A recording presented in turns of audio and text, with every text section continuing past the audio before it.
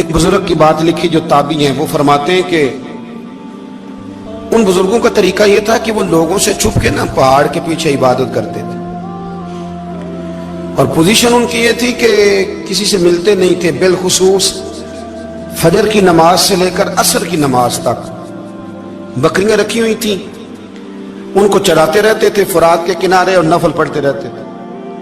اس وقت کو ملنے بھی نہیں آتا تھا۔ ایک شخص بڑی دور سے ان کی شہرت سن کے آیا، میں نے تو ملنا ہے۔ لوگوں نے کہا وہ اس وقت نہیں ملتے، ناراض ہوتے۔ اس نے کہا اللہ کا بندہ ہے نا، ناراض ہو بھی جائے گا تو لمبا ناراض رہے گا نہیں، اللہ والے جلدی راضی ہو جاتے ہیں۔ پہنچ گئے۔ اب وہ بابا جی نماز پڑھ رہے تھے تو کہتے میں نے عجیب منظر دیکھا کہ بابا جی فرات کے کنارے نماز پڑھ رہے ہیں اور ایک بھیڑیا ان کی بکریوں کی حفاظت کر رہا ہے۔ سبحان اللہ۔ کہتے میں حیران رہ گیا کہ بھیڑیا تو بکریاں کھایا کرتا ہے اور یہاں چرا رہا ہے۔ کہتے میں جب گیا تو بابا جی نوافل میں مشغول تھے، مجھے دیکھ کے کہنے لگا اس وقت کیوں آئے؟ میں نے کہا حضور اگر آئے گیا ہوں تو پھر مہربانی کرے قبول فرما لیں۔ میں بیٹھ گیا تو میں نے کہا حضور یہ بھیڑیا بکریاں چرا رہا ہے، بھیڑیا اور بکریے کی صلح کب سے ہو گئی؟ تو فرماتے ہیں لمبی تقریر نہیں، ہلکا سا جملہ۔ فرمانے لگے جب سے بکریوں کے مالک نے رب سے صلح کر لی ہے نا، تب سے بھیڑیوں نے بھی بکریوں سے صلح کر لی ہے۔ بکریوں کے مالک نے رب سے صلح کر لی، گناہ چھوڑ دیے، اس کی فرما برداری میں آ گئے۔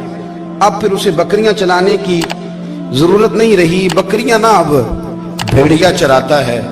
کہتے ہیں میرے اوپر کپ کپی طاری ہو گئی بزرگوں کی بات سن کے، اور مجھے پیاس لگی اور خواہش آئی کہ پتہ نہیں اب بابا جی کچھ کھلائیں پلائیں گے بھی کہ نہیں، بابا جی کچھ کھلائیں گے بھی کہ نہیں۔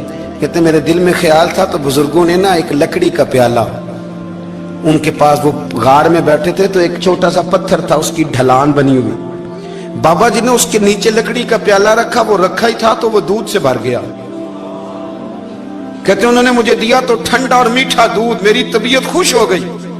بابا جی نے دوبارہ وہی پیالہ اسی جگہ رکھا تو شہد سے بھر گیا۔ 1000 سال پہلے داتا صاحب لکھ رہے ہیں، کہتے مجھے دیا۔ میں نے فوراً کہا، میں نے کہا حضور یہ دودھ تو گائیں بھینس دیتی ہے، پہاڑوں سے تو نہیں نکلا کرتا، اور شہد تو شہد کی مکھیاں دیتی ہیں، پتھروں سے تو نہیں نکلتا، یہ آپ کہاں سے نکال رہے ہیں؟ تو کہتے ہیں وہ قرآن مجید پڑھنے لگے۔ وَإِذِ اسْتَسْقَى مُوسَىٰ لِقَوْمِهِ، جب موسیٰ کی قوم نے ان سے پانی مانگا، فرمانے لگے موسیٰ کی نافرمان قوم پانی مانگے، حضرت موسیٰ پتھر پہ ڈنڈا مارے تو اللہ وہاں سے 12 چشمے جاری کر دے۔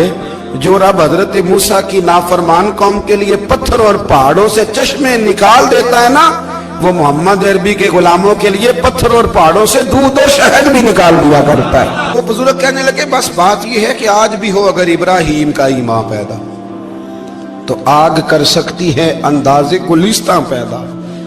کہنے لگا حضور پھر میرے لیے بھی دعا کریں۔ آپ فرمانے لگے پھر دعا نہ کرا تو مدینے والے کی غلامی شروع کر، تو نبی کریم کی غلامی شروع کر، تو رسول پاک کی غلامی شروع کر۔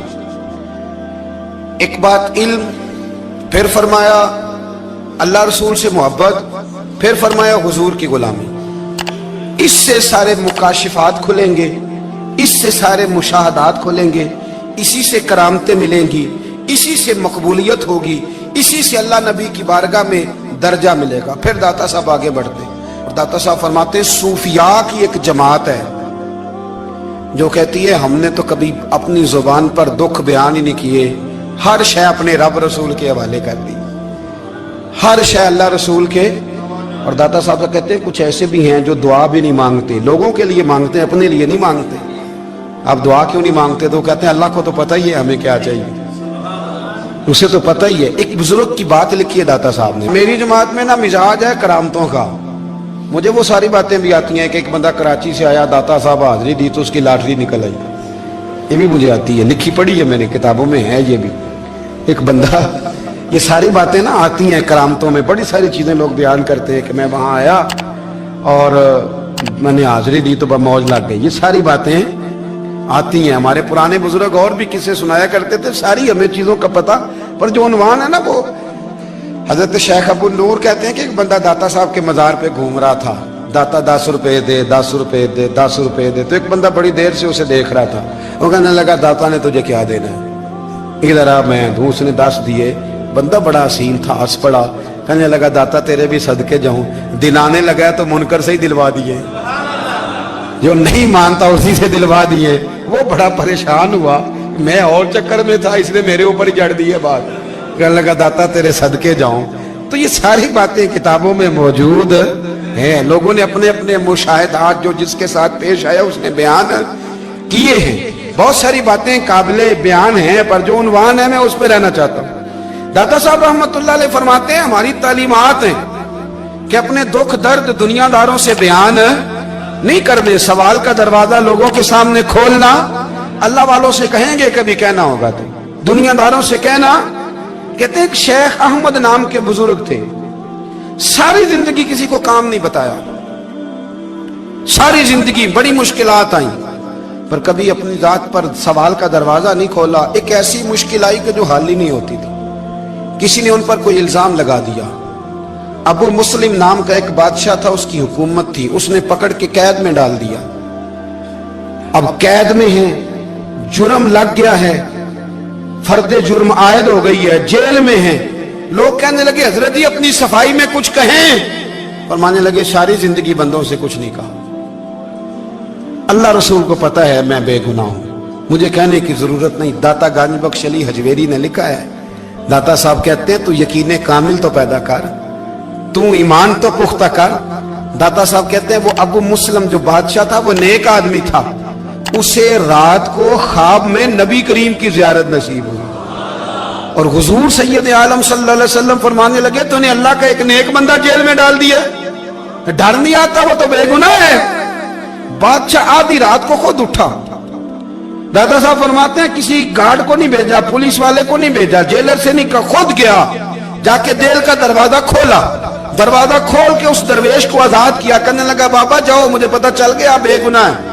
बाबा जी सलाम करके जाने लगे तो बादशाह फिर आगे आया, हाथ बांधे, हाथ चूमे, कहने लगा हुजूर आप बड़े नेक हैं, मेरे लिए कोई हुक्म हो तो बताइएगा, मेरे लायक को खिदमत हो तो बताइएगा। तो शेख अहमद फरमाने लगे तुझे अभी भी समझ नहीं आई, तुझे अभी भी नहीं समझ आई। कहने लगा हुजूर क्या? फरमाने लगे जो तहज्जुद के वक्त तुझे उठा के मुझे रिहा करने भेज सकते हैं वो मेरी कोई जरूरत बाकी रहने देंगे? मुझे कोई जरूरत पड़ेगी किसी और को कहने की?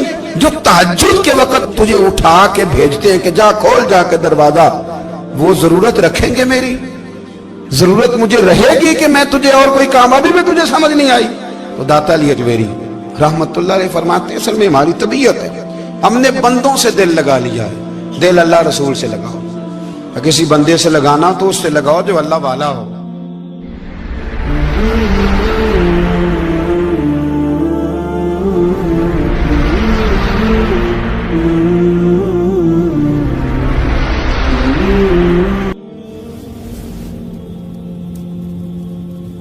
ये वाला रंग तेरे अंदर कोई नहीं। अबू सुफियान आए उन दिनों जिन दिनों हालात बड़े कठिन थे, इख्तलाफ शिद्दत का था। अबू सुफियान आए हुजूर की बारगाह में। आए किस लिए? मक्के में कहत पड़ गया है, बारिश नहीं होती। उधर उस समामा बिन असाल यमामा कबीले के सरबराह कलमा पढ़ के मुसलमान हो गए। सारी गंदम उस कबीले से आती थी। समामा कहने लगा तुम मेरे मुस्तफा को नहीं मानते, कोई गंदम नहीं, भाग जाओ। एक बारिश कोई नहीं, दूसरी गंदम कोई नहीं। अबू सुफियान तड़प के दरे रसूल पे हाजिर हुए। अभी थोड़े दिन गुजरे हैं, ओहद में हुजूर के दांत शहीद किए। अभी थोड़े दिन गुजरे हुजूर को सताया है। अभी थोड़े दिन गुजरे हजरत अमीर हमजा का कलेजा निकाल के चबाया है।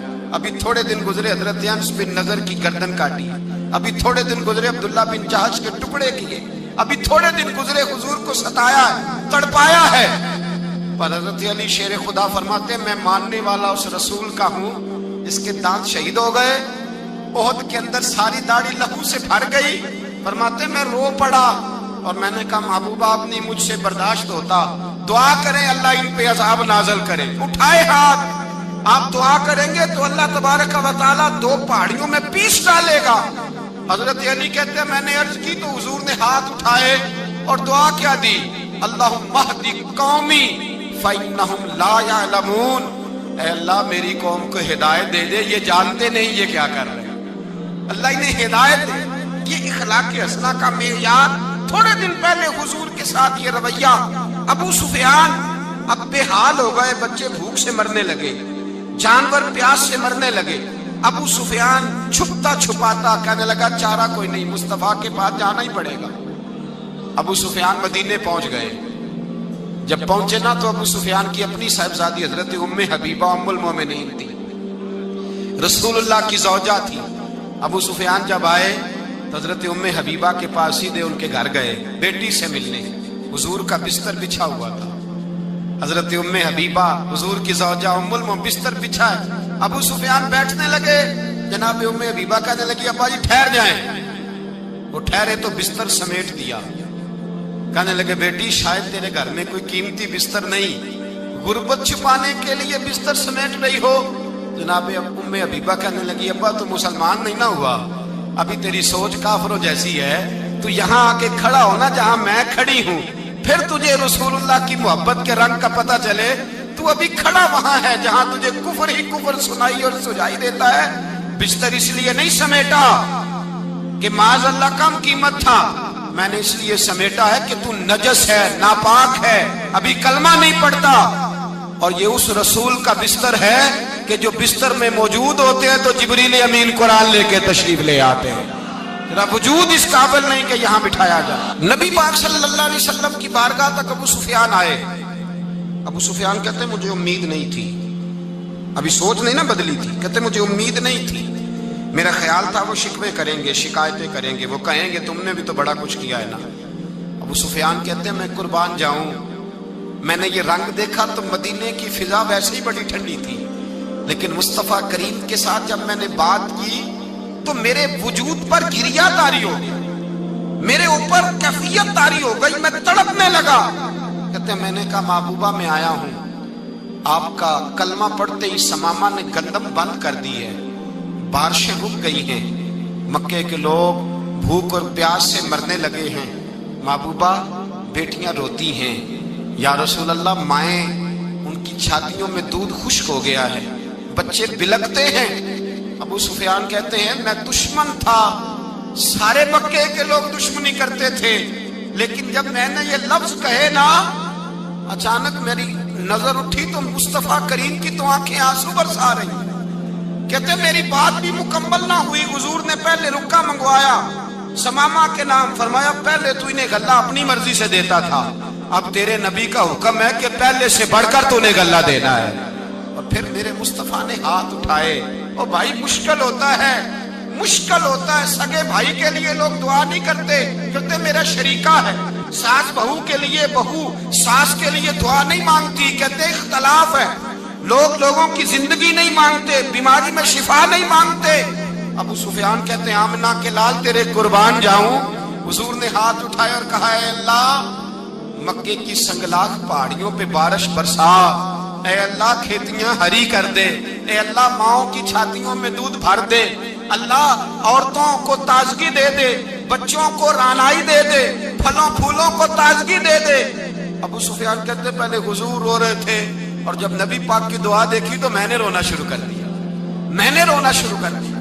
कहते वापस आया तो वो एहसास कि यार ये मैं किस शख्स से मिल के आया हूँ, ये किस किस्म के आदमी से मिल के आया हूँ, ये कैसा रंग है, ये किस किस्म का अंदाज है कि जिसको मैं पत्थर मारता रहा वो मेरे लिए दुआएं लेके बैठा हुआ है, जिसको सारी जिंदगी सताया है वो मेरे बच्चे के लिए रोता है, मेरी बेटी के लिए उसकी आंख में आंसू है, वो हमारे लिए तड़प रहे हैं। मेरे भाइयों, अबू सुफियान कहते हैं फिर दूसरा जलवा मैंने तब देखा जब हुजूर मक्के आए, और मैं तो आखिर तक लड़ने आया था ना, हुदैबिया तक।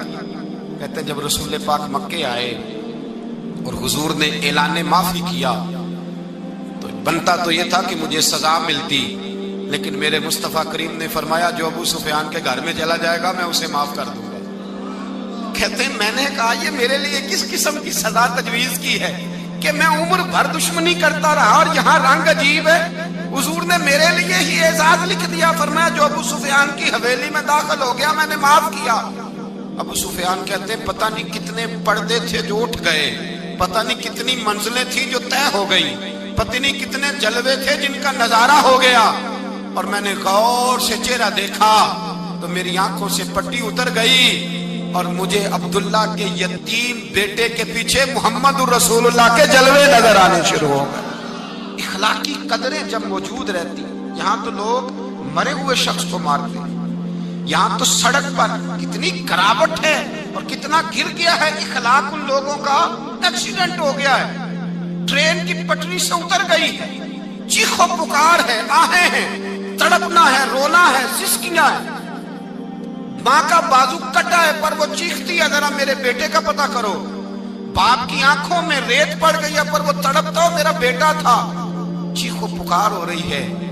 پر ظلم ہے اس قوم کا کہ جو بچانے والے آئے ہیں وہ پہلے آتے ہی ان کی جیبیں ٹٹول رہے ہیں، ان کے بٹوے دیکھ رہے ہیں، گری ہوئی عورتوں کے، یہ آپ اٹھا کر دیکھیے اخبارات، عورتوں کے گری ہوئی عورتوں کے کانوں سے بالیاں نوچی گئیں اور ان کے کان تک کٹ گئے۔ یہ اس قوم کا حال ہے۔ اقبال کہتے ہیں جنہیں آتا نہیں دنیا میں کوئی فن تم ہو اور بیچ کھاتے ہیں جو بزرگوں کا کفن تم ہو۔ تم وہ لوگ ہو جو کفنوں پہ سودے کرتے ہو، جو قبروں پہ سودے کرتے ہو۔ لوگ تجارتیں کرتے ہیں، اخلاقی پستی کا یہ عالم کہ لوگ قبروں پہ سجدے کرتے ہیں، بیٹے بیچ کے دہیز خریدتے ہیں۔